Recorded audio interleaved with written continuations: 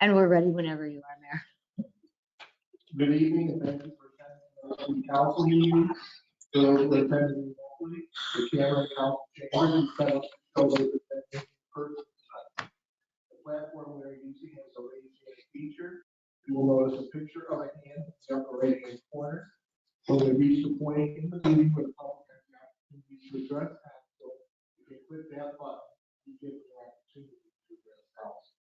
Please stand for questions. Pledge allegiance to the flag of the United States of America, and to the republic for which it stands, one nation, under God, indivisible, with liberty and justice for all.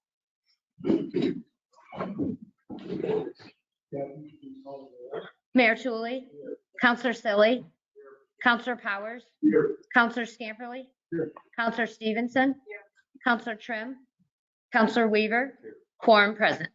Excuse me, we have one presentation tonight. Mayor, before Angela begins, I just want to preface the presentation by saying this is going to be one of the most important presentations council and the public see this year. It is designed to set the stage to give some fiscal context to some of the decisions that we have to make, not just in 2025, but beyond. Every policy decision does have fiscal implications. I think this will help give you some guidance and some context about that. And so when you heard me or Angela or the future say, well, the city just cannot afford to do X, Y, or Z, I think this will give you more context as to why. Good evening. So thank you, Fonda. For tonight's step presentation, we're going to start by just really back to basics and talk about the different ways municipality finances. What is bonding? So this is how we raise money in a municipality, typically known as debt instruments, where an investor lends money to the city repays that over time with interest. So these are publicly sold bonds. We use these to fund large capital projects. So it wouldn't be for the day-to-day operations, and it would be to spread the cost of our long-term projects over several years. When we enter into a bond situation, the repayments are based upon the useful life of the property for which we pay for going to borrow into time. For instance, the most recent one up and coming is a project that has a 15 years useful life. So that's long. On the next slide, why is the bonding important? It's what allows us to develop our city, to add enhancements, improvements, infrastructure, large equipment, and it spreads that time over several years. The underlying idea is that the project or property that we're bonding for will have a benefit or use for generate work for years to come.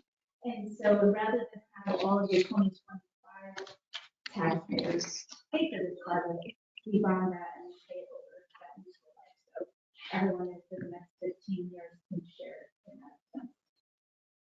We also have a need to preserve cash within any municipality. There simply is not enough cash on these large projects to long-term keep that money out there. So on the next slide, we just outline how bonding works. The second one is to identify a project and determine the need. We then work with fiscal advisors, bond counsel, the city to put a bond ordinance out. And this is ultimately what city council approves. The bonds are then sold through a bid type process to investors. And then those funds are used for the project and we pay them according to determined interest rate and bond schedule, again, based upon the useful life of the underlying property. On the next page. So not unlike borrowing in our personal lives, this does come with a cost. And the costs that we have are outlined here, some of the common costs. And they are the bond counsel fees, the underwriter's discount, financial advisor fees, credit rating agency fees, the trustee or claim agencies, they bill us for the printing and distribution of the documents, and then there's always some of these costs. These costs have And it's one of the things that we consult with our fiscal advisors, we talk about, here's our year's need, and when does it make sense to borrow the money? So we're not borrowing a little bit in March, a little bit in June, and September to avoid all these costs, on multiple issuances, because it's per issuance that we do this. The IRS does govern how tax exempt bond proceeds can be used, but we are able to pay some of these expenses from bond proceeds. That is the desire of the city. We would just work with our bond council to make sure that we're in compliance and that the proper disclosures are made to the potential investor on the front end. So that is really the high level of the bond process and the associated costs. Are there any questions? The next slide outlines for you the current outstanding bonds that the city has. The very first one is titled the 2016 bond. This actually originated in 2007 and was refinanced. Very soon in 2027, this bond will mature. So there's 500,000 outstanding on that. We have a 2000, we refer to as a 2018 bond, a 2019 bond. All of these are public improvement bonds where we have done some work within the city or purchased this equipment. And two of them belong solely to the general fund.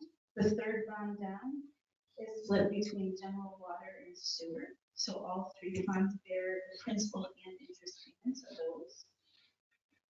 Our two most recent borrowings total $30.1 million, and that is for the sewer project. The largest of those two is almost 18.3 million outstanding. That is a 0% interest loan, so you'll never pay interest on that. It has a 30-year repayment term, so that is substantial in time. The second one is called the DFC subsidized note, and on that particular one, we pay half of the interest and half of the interest is subsidized. But that is an interest-bearing note, and the interest on that is through the life of the note. It works out to be a very low interest rate. So if we look at the amortization schedule, that's not a constant interest rate. So those would be permanent financing. The last one listed there is 4.5 million, and that's a ban. And the ban and the bond anticipation note, which we're going to jump into and talk a little bit about that. So overall, the current debt of the city in the bottom right-hand corner is $36.3 million. On average, the sewer payment alone every year is $1 million. So we have some bigger cash flow obligations. Changing gears a little bit, we're talking about bond anticipation notes. So bond anticipation notes, we refer to them as BANs. They are short-term financing. So the purpose of them is meant to be short-term in nature, they use their purpose, and then ideally, we pay them off. They are outstanding typically for 5 years, so we can reissue a ban for 5 consecutive years. Years 1, years 2, we do not pay interest. We do not pay principal, and then in years 3, 4, and 5, we pay interest and principal on that repayment. The thing about bans is they can be paid back at any time, and that's different than a bond. The bond does not have that always that ability to pay ahead of time. So if they're not paid within 5 years,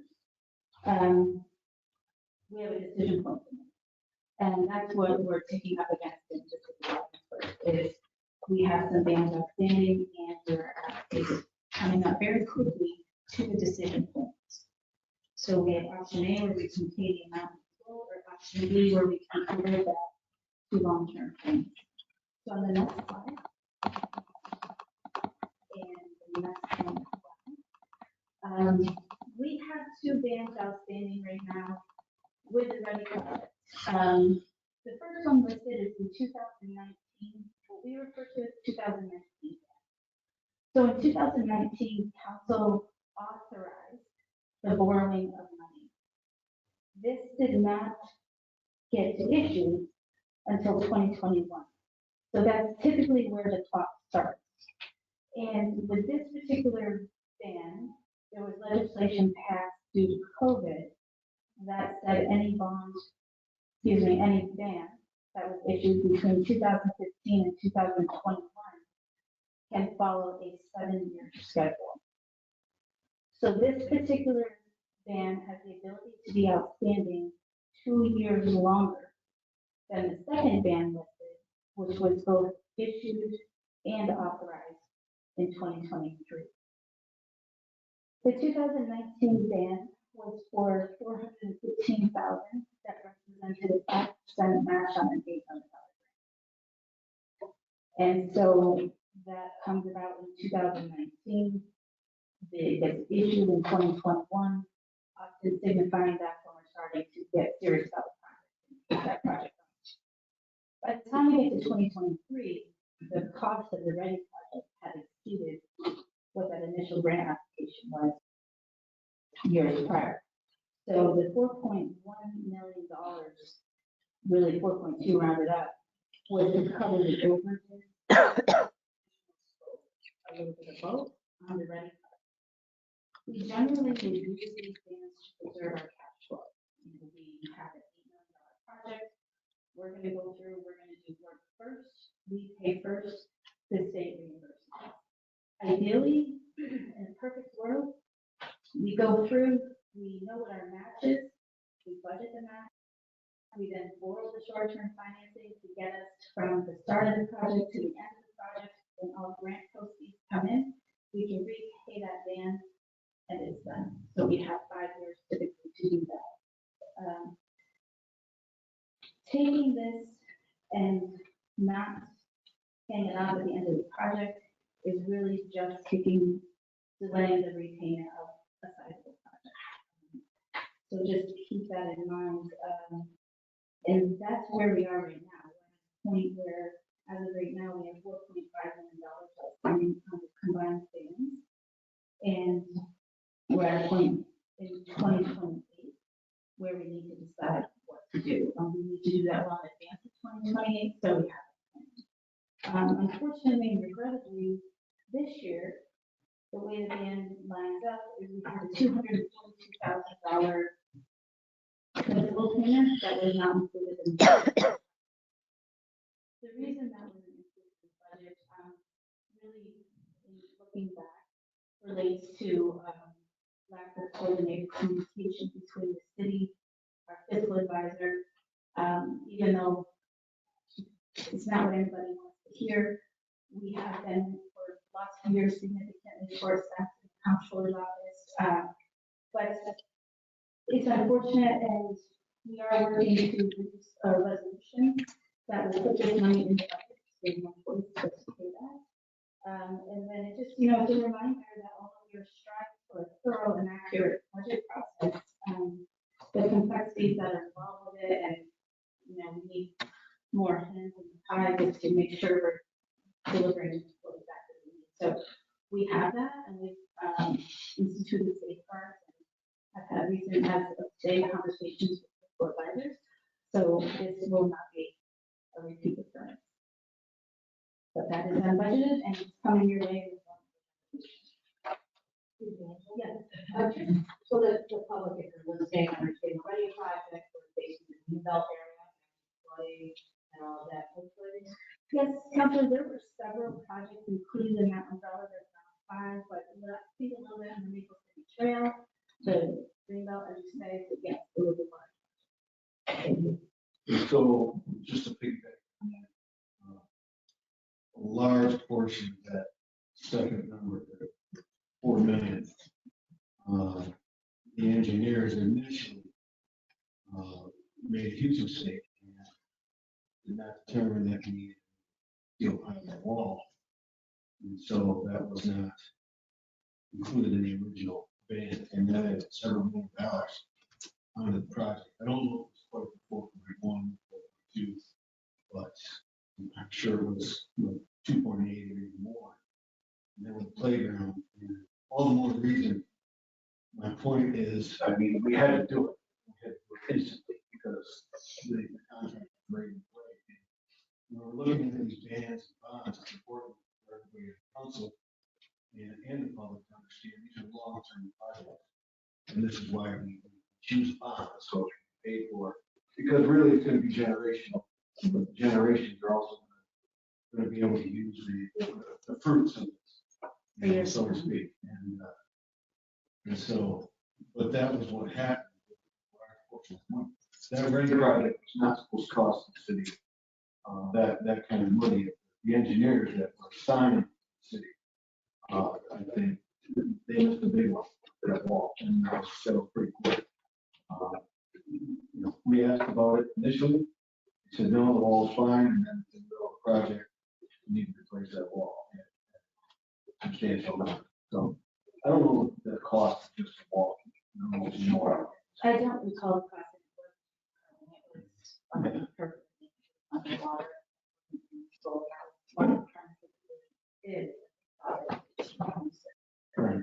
and I do know that we were at a point when the ban was such that we either had to move forward with the project or not. Right. I think we're right in the middle. Yeah. Most of the guys are down there. We just didn't really have much choice. But it's for long-term city. So that's why, the question is coming. It's whether or not we bond this money. Especially across time. So that's. I just want to point that out to people listening or wherever. That was the situation. $4 million. And so I've also had people asking me, you can speak louder, or anybody that. So, thank you. You're welcome. Very good. Probably a lot better. All right, I'm gonna take it from here, and I want to thank Angela very much for taking one for the team and jumping on the sword and kind of taking responsibility for the additional principal payment.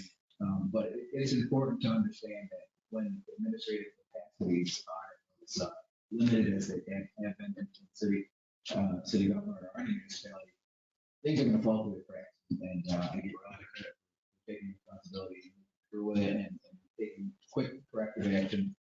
At our next council meeting, Angela and I will come to you with a plan for some options as to how to take care of that gap.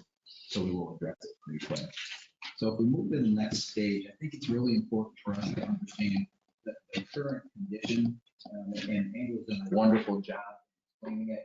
And I think this chart's very helpful. What we did was we created a chart, stacked bar chart here, where we have each of the different funding mechanisms just stacked one on top of each other for every year. You can see the first three there, the blue, the orange, and the gray, are the serial bonds that you talked about in 16, 18, and 19.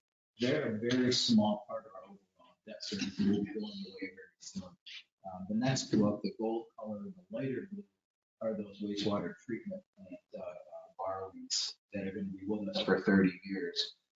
And then the one where, as Councilor Scamperly pointed out, we've got decision points to make on is going to be the green portion of each one of these bars, which represent the cost per year, principal and interest for our band notes. And as you can see, that green bar goes pretty high up in the year 2028, which is where the decision point is, which is a couple of years away, but we'll be here before we know it. And one of the most important things I would say in this circumstances, there are going to be a lot of fiscal decisions made this year, 2026 and 2027, leading up to 2028. And all of those decisions are going to impact our ability to address this, what I would call a balloon payment that is due, whether council decides to bond for that long term, do some kind of a hybrid approach that uses some fund balance and some bonding, or just says, bite the bullet, we're going to write a check to work, be done with it, which are basically the three options. All of the decision points that we make on budget, on different policies, on hiring freezes, et cetera, those are all going to impact how we address the 2028 decision point.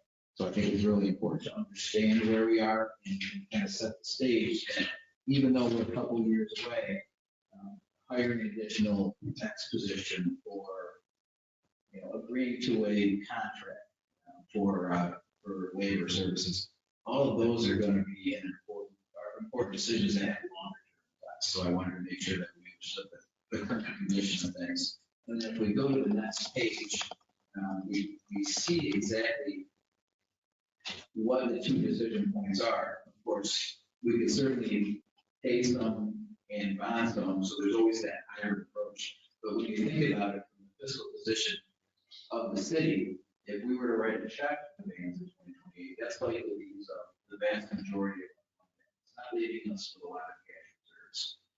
The opposite of that is if we bond for that, then we're spreading costs over time, but it still is going to increase costs in year one of about $500,000. And that's an equivalent to a tax levy increase of 9%. Now, I'm not saying we would increase the levy by 9%, but it's that equivalency, right? You have to either come up with revenues to cover that, find cuts or a combination thereof, and all of that translates into a 9% levy increase. So even making a decision to bond is a pretty big decision to make. And I want to make sure that we understand that as we're moving in and making these fiscal decisions in 2025 and beyond, when we get to 2020, that's a big decision that council's going to have to make. It just by putting it in those terms and trying to understand it, helps us into context a little bit. Any questions before we move on? So that complicated thing.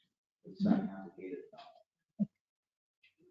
All right, so if we move into the next slide, I think we understand what the fiscal and the debt picture is, but we're going to have to complicate it because we have 4 grants that I think council and I would like to move forward on. Pump station rehab, which is something we have to do. East Davis Street, which is something that probably makes sense to do. The Green Resiliency Grant is an excellent project for us to have, and New York Swims Grant is something that will certainly improve the quality of life of our residents. And that's $13 million in projects, probably at a minimum there. But there's that local share that right now is unfunded of about $3 million. And I think in the past, I think everyone is gung ho for going after grants and saying, let's get a grant for this and let's get a grant for that. I think that's wonderful. And I applaud every one of these grants for being received. What I think we need to do is take an extra step and say, okay, what is our plan for funding the local share of these grants? I think we have to take a step back and say, we have very limited resources. How are we going to fund the local share of these? Because as we saw on the Ready Bank, crazy cost overruns for whatever that was, $3-4 million. Sometimes those things can't be controlled. You have to do what you have to do. But as a fiscal person coming in, I would be very concerned that we took the local share and borrowed for it. We didn't have that in our back pocket. It's probably no different than taking your credit card and paying maybe the down payment on a car with your credit card. You want it, if you're going to pay $2,000 or $3,000 for a down payment on a car, you want it a couple $1,000s in your bank account. You want to write the check for it. To me, I would be concerned to say, could we afford to have done that project? Or at least have those conversations. Maybe those conversations well before my time, but I do not want to not bring that up as a conversation for all of these grants as we move forward.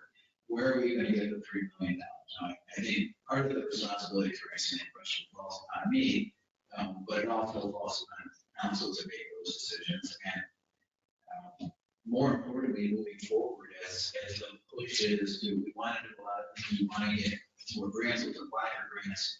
I think we need to make sure that we strategize to say, okay, here's the grant program, here's the local share, here are all the grants we want to do. What can we realistically afford to pay for the local share?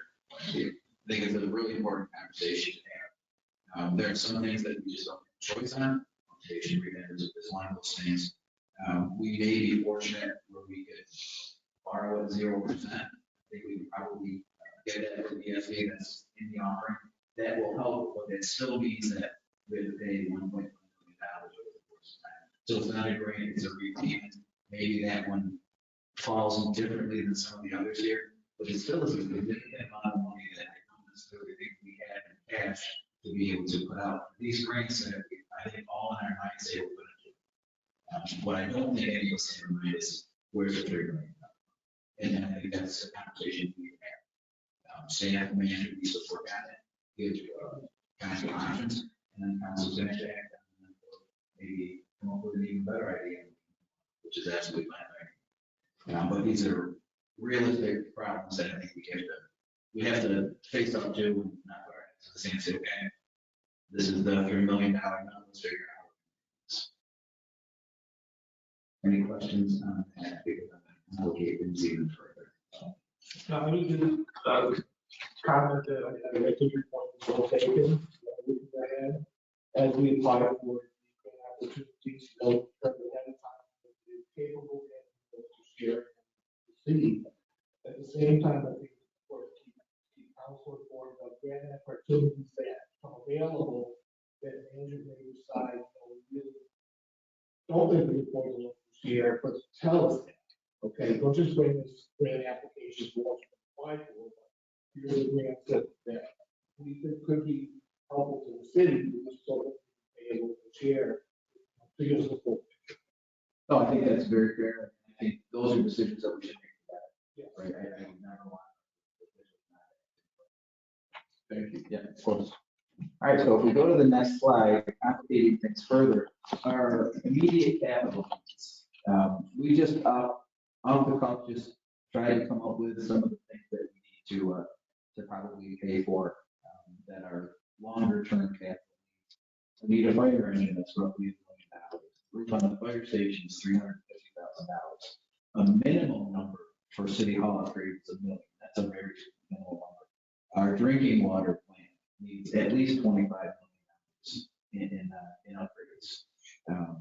What I would say about this is the cost of deferred maintenance over time, over a generation or so of things that we just couldn't afford to do at a time, but now those bills are starting to come due. And I'll complicate things even further by saying, as a forward-thinking organization, we should be thinking about starting to put money away for all of the things that are going to start expiring between now and say the 20, 30-year mark.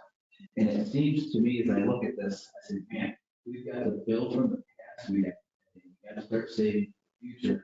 That's kind of a double whammy for current taxpayers. And so I have some concerns over that. And that's even before the development authority comes in and gives us their 2 cents on where our capital needs are. Right? They're going to need assessment, and they're going to give us that number. So that $32.5 million is likely going to go up by several $million. So you've got our current debt position, the decision on what to do with the advance, $3 to $4 million. You've got all of our local shares that thus far are unfunded. We don't know exactly where those are going to come in. And then our capital needs. And it really paints a pretty sober picture of what our fiscal position is. I think we've all known that we're in a precarious state. Maybe we got a small sense of security because the 2025 budget process is pretty smooth. And that's because I think it's all revenue driven, right? Sales tax came in better. Our interest payments for our investments came in better than budget. The AIM funding came in a couple $100,000. We add all that up, and that's $500,000 to $600,000 that we weren't expecting in 2024 that received in 2024. We baked that into the 2025 budget, and that made it a pretty smooth budget. But we used that money to do other things, to deliver a tax decrease, which I think is important for the city to do, to limit our need on our reliance on fund balance, and to add some very important positions.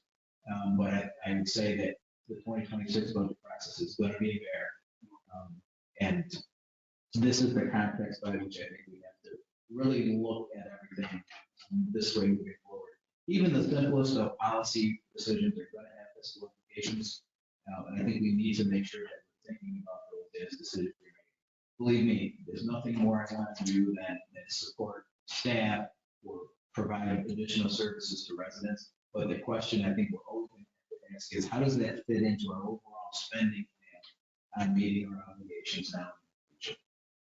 And with that, I open it up for any questions. Questions or comments?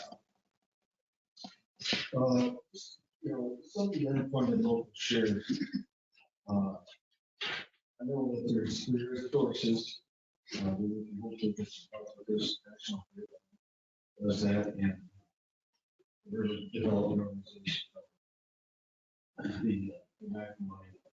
Yeah, and that contract we open too, you know, it's one of those ones where if we can get in on that, Augsburg, even though we never really got in on the initial funding, Augsburg has been detrimental affected by the development of Seaway and things that have happened.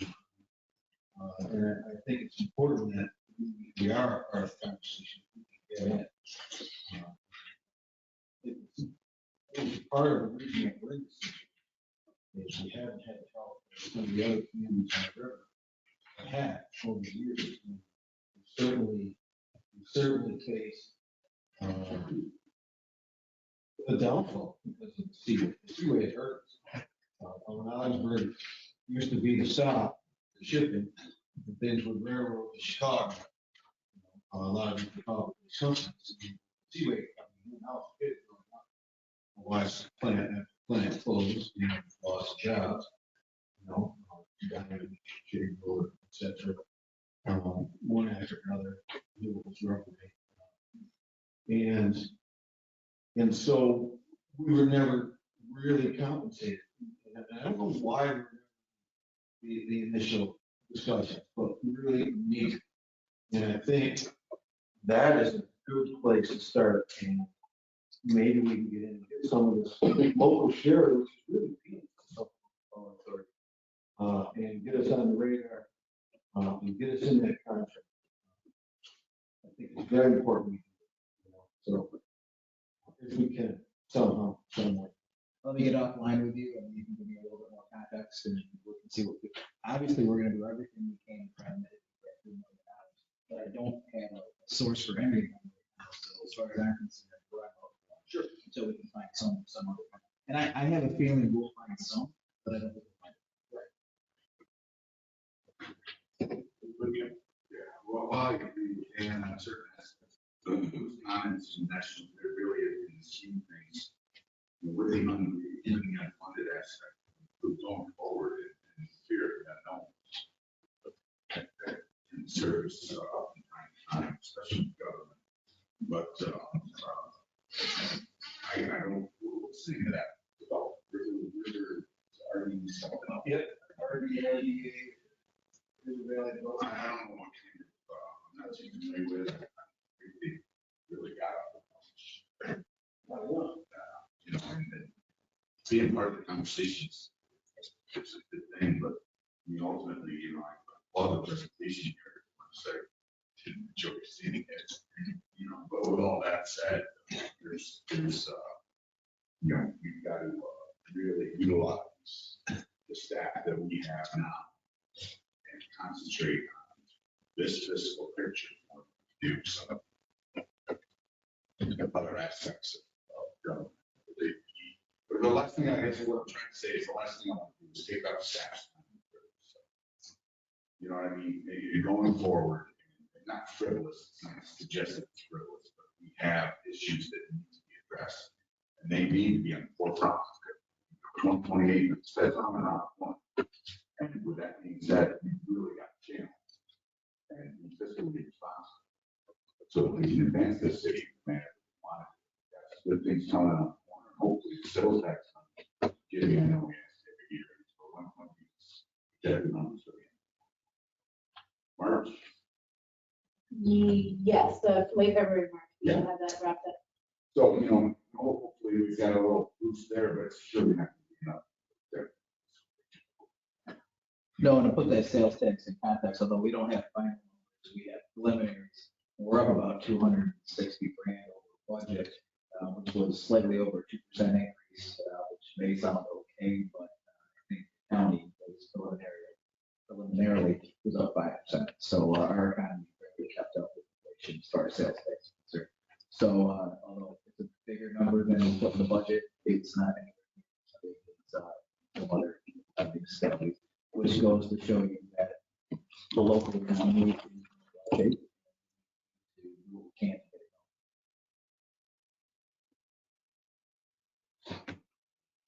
get it I appreciate the presentation here. This is important. You know, to educate the public and public comment.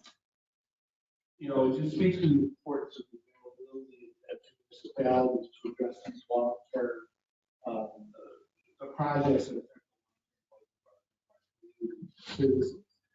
So from that perspective, that is not bad. Okay, I don't perceive that.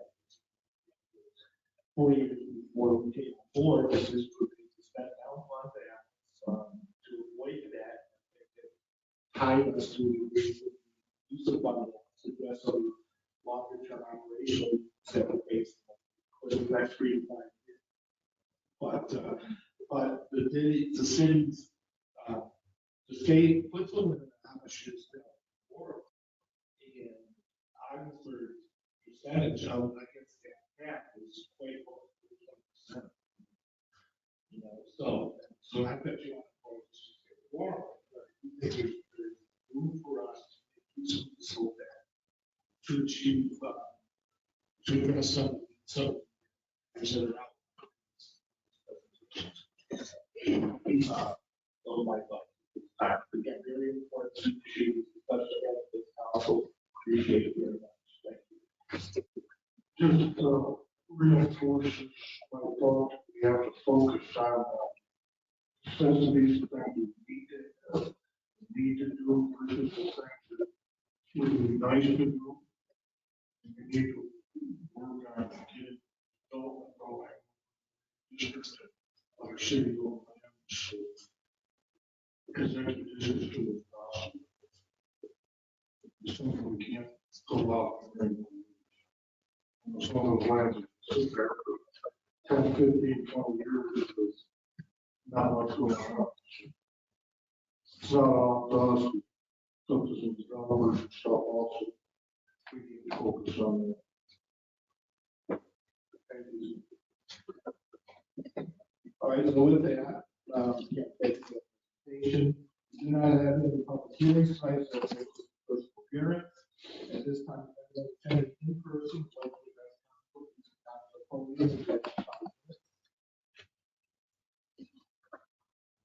Now, if anyone attending remotely would like to address council, please use the raise hand feature. The city clerk will recognize one person at a time. We have, I do not see any hands raised, Mayor. brings us to correspondence. We do not. That's our consent agenda. The claims as enumerated in general fund 2-2025, $2,742,661.62. And library warrant 2-2025, $0. Capital fund warrant 2-2025, $13,865. And community development fund warrant 2-2025, $75.08. And community renewal fund warrant 2-2025, $0. And saying hereby, so. Can't we just call the roll? Mayor Tulley, Yeah. Counselor Selly, Yeah. Counselor Powers, Yes. Counselor Scamperly, Yes. Counselor Stevenson, Counselor Weaver, Yes. approved. We have one appointment tonight. I make a motion to reappoint Jim Adams to a 7-year term on the Commission Commission, term beginning January 1, 2025, and then December 31, 2030. I so move. Second. Can't we just call it? Counselor Weaver, Yes. Mayor Tulley, Yes. Counselor Selly, Yes. Counselor Powers, Yes. Counselor Scamperly, Yes. Counselor Stevenson, approved. Do not have any other actions tonight. Old business, we will give the city manager five. Thank you, Mr. Mayor. I just want to confirm with council to make sure we are on track with the Board of Ethics and going towards more of the recommendations that I put in my memo. it requires an ordinance change, which requires a public hearing. And also it would require us to get the city attorney involved. I can't do all that. I want to make sure that's the direction council wants to go with. And if it is, what will happen is we'll call for a public hearing at the meeting on February 10th, hold the meeting on February 27th with new language, and council will be able to vote on that on the 27th of February. I think that keeps within the mayor's schedule, but I didn't want to move forward with a lot of the procedural stuff until I confirmed with council was the direction. It was nice to have council. Yes. Yes, please take the step. And go forward to the resolution step. Okay, we will do it. Thank you. And then next will be outside water. Yes, given the presentation from the Development Authority, one of the questions that came out was, what actually is the outside user rate? So I have an answer for you on that. And of course, a little bit of a complication to go along with it. So for an outside user, there are two billing components. One is the water usage. And basically what happens is, however you would have been charged if you were a city resident for your water usage, that's how you get charged. So for example, if you were a business with a quarter-inch line, you'll pay that quarter-inch line with a meter, and then you'll reduce, you pay that rate. The second portion of that bill is the fee to join the water service from the city. And I did include in your group of papers the formula right out of the code that does that. And it's a bit of a complicated formula. I'll go through it very quickly. It's the assessed value of the property times the city tax rate, which is pretty simple, times the ratio of the city equalization rate to the town equalization rate. Usually that's not as complicated as it looks. Usually the city equalization rate is 100%. And up until very recently, the town of Oswegatchie's equalization rate is at 100%. So it usually doesn't make any difference. Basically, you take the value of the property, which is the assessed value, times the city tax rate, and that's what gets billed. And then you get paid that in a single installment or two installments. And that gets billed to, right now, 10 outside water users. The code, however, requires a contract with each outside user. I've only been able to locate the contracts for 5 of those 10. So that's one of the complications when getting into this. The other complication is the fact that in recent times, the town of Oswegatchie's equalization rate has fallen under 100%. And what we're doing is we are charging the assessed value and not the fair market value, which gets adjusted by the equalization rate. I'll complicate things further because apparently that's what I'm doing tonight. In saying that the contracts for the 5 folks who have signed that does not have the correct formula written in there. There is no adjustment to the equalization rate. So they're following their contract. However, the contract that was adopted is not the same as is in the code. I'm not sure exactly how to address this issue, but I think it's important for council to know it and understand it. And we will put it on the list of things to do and we'll get to it at some point. I'm not sure what we can do for the 5 because they have signed contracts that were approved by council, signed by a city manager, and signed it there and executed fully. And the other 5 don't have contracts that we can sign, and I'm not so sure it's fair to bill one group of folks one way because they have a contract and bill the other folks one way because they don't necessarily have a contract, which I think is a responsibility of the city. So as much as I didn't want to rip off the Band-Aid on this issue, I have to issue city manager my findings. Nobody in the city has done anything correctly from what I can tell, but just over time things have not been processed properly. Question, comment? Because the Alcoa, that's from Robert. Oh, I think the latest contract I had was 2001.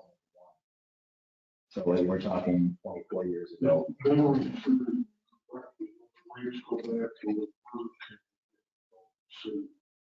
that's when we first started to look at keeping those places in the city instead of like road, making the water bring stuff that if they want water in the city. Burger King is one of the contracts we do have. So, Three days more. Yeah, and just to help explain what the requirement is, making this whole down. When I researched this recently, I think Oshkosh equalization rate is 7%. Now, so that means that the full value of $20,000, the full value of $100,007. Okay, make it full value compared to obviously, which is 100%.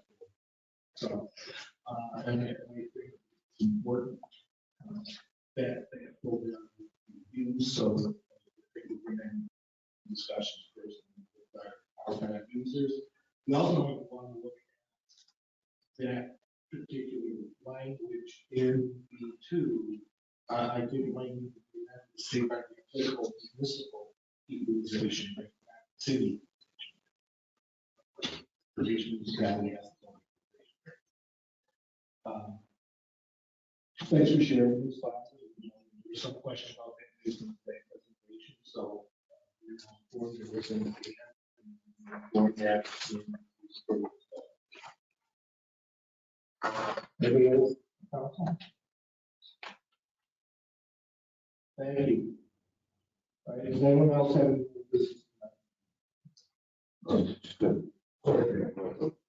just want to bring up something actually stored, brought it up when we first got on council. And that was honoring city retirees when they do retire. That you maybe this year or something. And I think it's a good idea. That you are retired. Stay on that track. Just to get our certificate. I feel very strong. Honored and also be recognized for the previous 4 years. Yeah, I know when I was on council, we did that. Also did a significant anniversary date, so we did a couple of years, 25 years. But I feel strong. You recognize folks. I just know we've been focused on a lot of things. And I just wanted to bring that back up. And it's a good one, so Just to follow up, as the, is there some sort of recognition? You are correct, Mayor. It's 25 year certificates. I get an email every year asking if we have anybody. I email all department heads and ask if they have anyone who's reached those milestones. And when they do, NICOM prepares the certificates and sends them, and we do a presentation at council. It's just unfortunate we haven't had any recently. Okay, so there is something that I think going further beyond to what Chris proposed early last year. We can take some steps to get that. Okay, yeah, that was it. Just to, you have the room, yeah, should say right now. I can answer that, sir. Sorry. We have received a few applications. I've sent them over to civil service. I have, I believe, 3 outstanding right now that I'm waiting for their determination if they meet the minimum qualifications. As I receive those who are approved, I send them down to Shane. Sure. I have one item. The lead pipe assessment that we're going to do and doing, there is some misunderstanding by some members of the public, actually a fair amount of the public, thinking that if they allow the survey to be done and they're found to have lead pipes coming into their house, that they're going to immediately have to replace their water service. I think maybe we could do some explanation of that, maybe of some sort, or even some kind of a discussion, because they think they're gonna have to do it like immediately. And that's why some of the hesitancy of allowing that survey to be done. okay, we'll do something. We'll still get some information out. Thank you. Appreciate it. that survey that's taking place. I'm guilty of not filling out the paperwork. I look at it all. I can get this in, but anyways, that survey is so that we can possibly.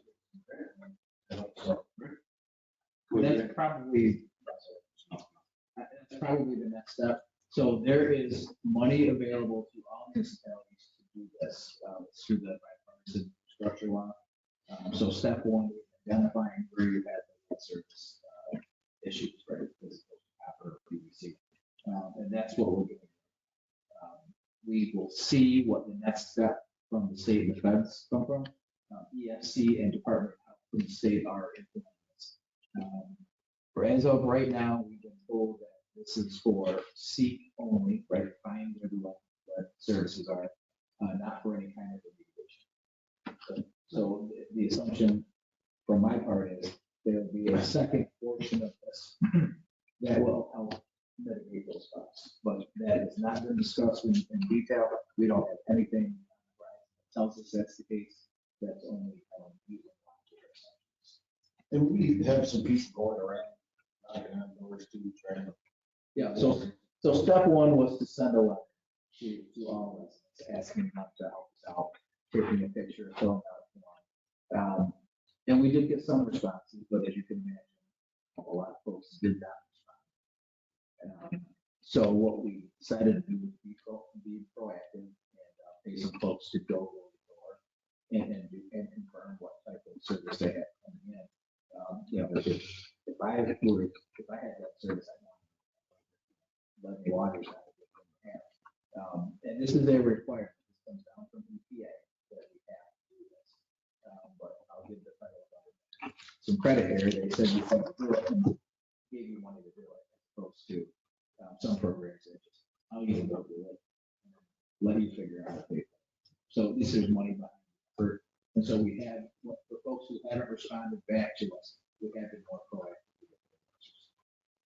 Just to take that a step further, so if someone did not respond because they missed something, they were busy, they were away, whatever the reason, if they don't want someone coming in to do the survey, can they still fill out the form and send that? So that's still two options they would have, Of course. just to clarify.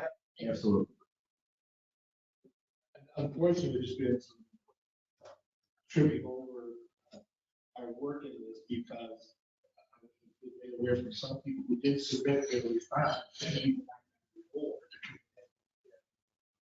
I can get that could happen. In some cases, which I most never. So we need to make sure, we can't improve, but as it is, I guess. What happened was just a period. All right, any other old business? Just follow up.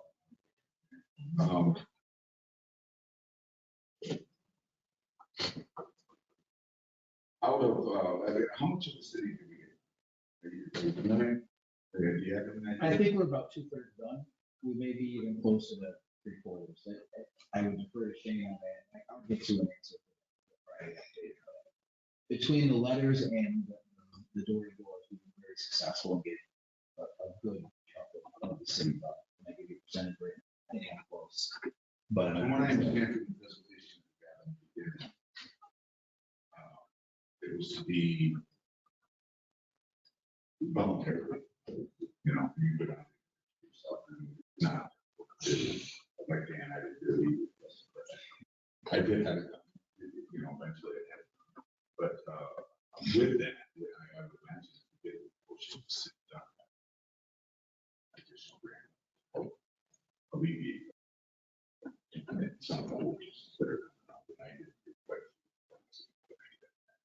Send it in, and that's just cost.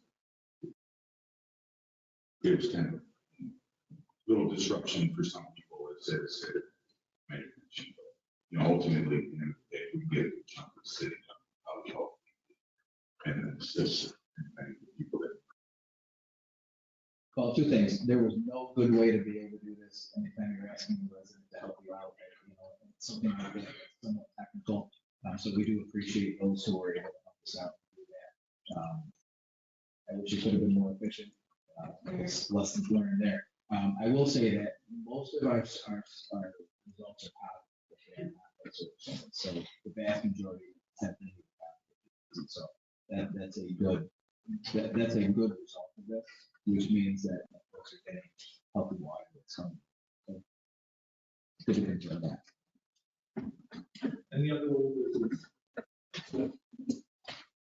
Brings us to new business, is there any new business this evening? So brings us to our discussion, and then we have any discussion this evening. I do.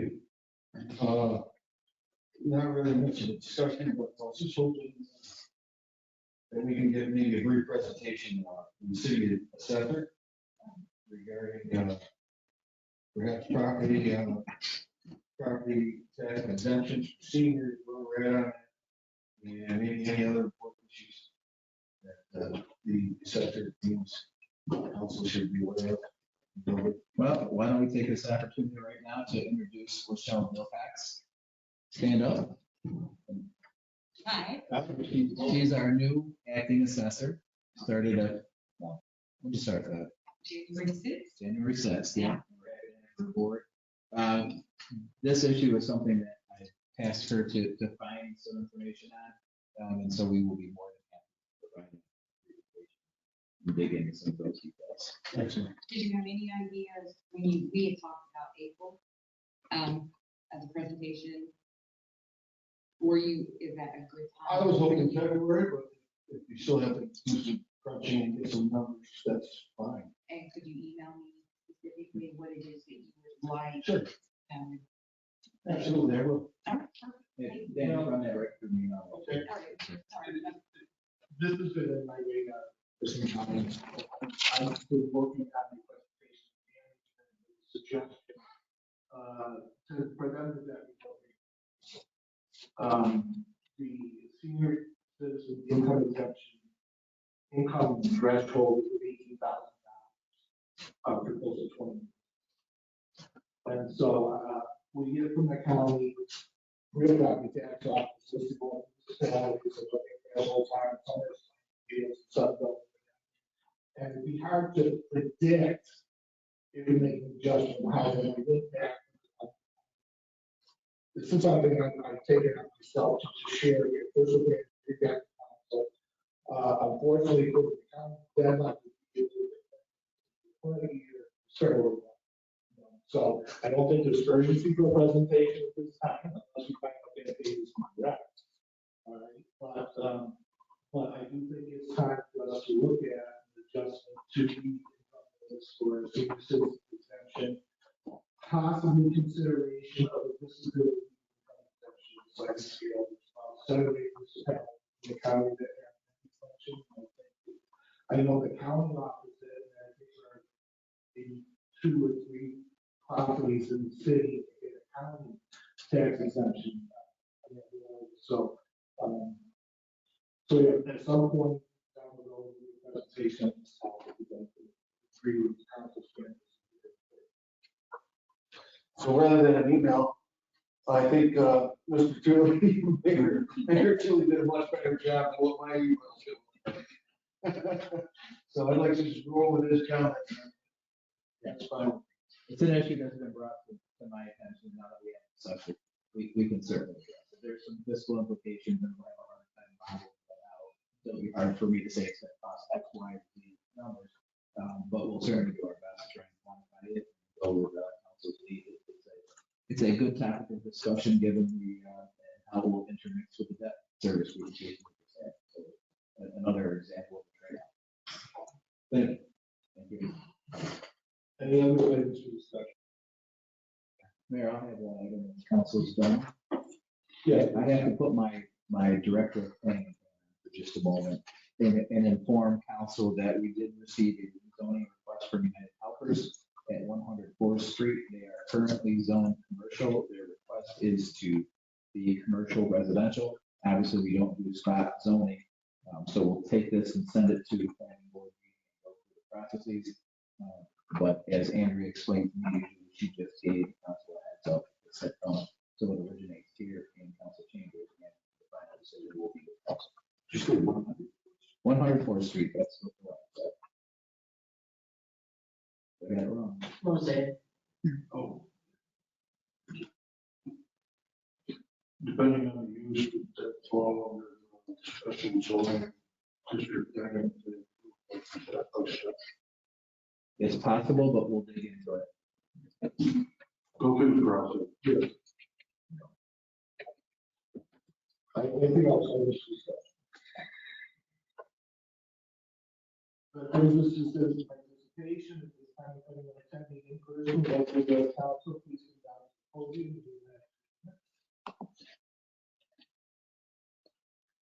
Now, if anyone attending remotely would like to address council, please use the raise hand feature. If you click the recognize one person at a time. And we will go to- I do not see any hands raised, Mayor. Okay, we have resolutions for executive session this evening. The first, whereas city manager Thomas Jones requested executive session, members of the city council to discuss matters which will affect public safety and control. And whereas New York State Open Meetings Law permits city council to adjourn to executive session for such purpose. Now therefore be it resolved that city council adjourn to executive session to discuss matters which will affect public safety and control. Be it further resolved that any action resulting from this executive session shall be taken in open session. I so move. Yeah. Mayor Tulley, Yeah. Counselor Philly, Yes. Counselor Powers, Yes. Counselor Scamperly, Counselor Stevenson, Yes. Counselor Weaver, approved. Then we'll open that executive session to, please keep our- Next, whereas city manager Frank Thomas requested executive session members of the city council to discuss the proposed litigation. And whereas New York State Open Meetings Law, the city council to enter executive session for such purpose. Now therefore be it resolved the city council to enter executive session to discuss the proposed litigation. Be it further resolved that any action resulting from this executive session shall be taken. Counselor Philly, Counselor Powers, Counselor Scamperly, Counselor Stevenson, Counselor Weaver, Mayor Tulley, approved. And I approve. Whereas city manager Frank Thomas requested executive session of the city council to discuss elected negotiations pursuant to Article 14 of the service law. And whereas New York State Open Meetings Law, the city council to adjourn executive session for such purpose. Now therefore be it resolved, the city council adjourn executive session to discuss elected negotiations pursuant to Article 14 of civil service law. And be it further resolved that any action resulting from this executive session shall be taken in open session. So, yeah, please call the roll. Counselor Powers, Yes. Counselor Scamperly, Counselor Stevenson, Yes. Counselor Weaver, Yes. Mayor Tulley, Yeah. Counselor Philly, approved. And we do not anticipate any action out of executive session or motion to adjourn executive session. All in favor? Aye.